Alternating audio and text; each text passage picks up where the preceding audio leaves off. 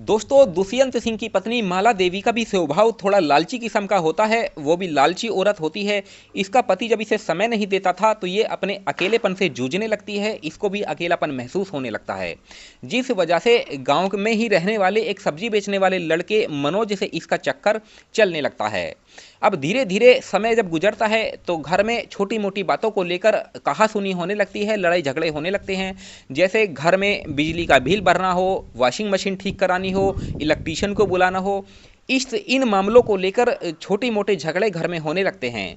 दोस्तों, दुष्यंत सिंह को इतना समय नहीं होता था कि वो इन घर के कामों को भी करे और अपनी ड्यूटी भी करे, क्योंकि ज़्यादातर वो ड्यूटी पर रहना चाहता था। क्योंकि ज़्यादातर वो जब ड्यूटी पर रहेगा तो ज़्यादा पैसा कमाएगा, यानी कि ज़्यादा रिश्वत लोगों से लेगा। इसीलिए वो घर के छोटे मोटे कामों को बिल्कुल भी नहीं करता था। अब जब धीरे धीरे समय गुजरता है, जब घर में इन इन चीज़ों को लेकर झगड़े होने लगते हैं, तो एक दिन माला देवी उससे कहती है कि तो जब तुम्हें समय नहीं दे होता है तो तुम घर में नौकर क्यों नहीं रख लेते हो। दोस्तों, दुष्यंत सिंह को ये बात काफ़ी अच्छी लगती है। वो सोचने लगता है कि ठीक है, मैं जब समय नहीं दे पा रहा हूँ घर में, घर के छोटे मोटे काम नहीं कर पा रहा हूँ, तो उससे तो अच्छा है मैं घर में ही एक नौकर रख लूँ।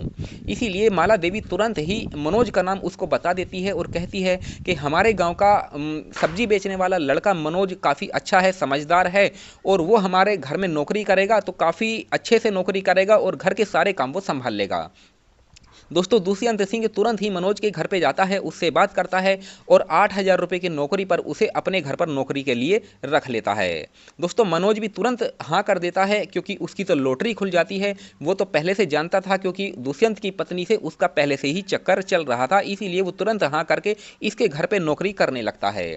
अब ये जो दुष्यंत सिंह होता है दोस्तों, वो काम के सिलसिले में, नौकरी के सिलसिले में ड्यूटी पर ज़्यादा समय रहता था, जिस वजह से वो अपने घर पर बिल्कुल भी ध्यान नहीं देता था। दुष्यंत सिंह जब माला देवी के घर पर नौकरी करने के लिए आता है तो माला देवी उसे 8,000 रुपये के बदले 5,000 रुपये का और लालच देती है और उससे कहती है कि मैं 8,000 रुपये तो तुम्हें नौकरी दे ही रही हूँ, इसके बदले मैं तुम्हें 5,000 रुपये और दूंगी, लेकिन उसके बदले तुम्हें मेरी सारी बातें माननी पड़ेगी।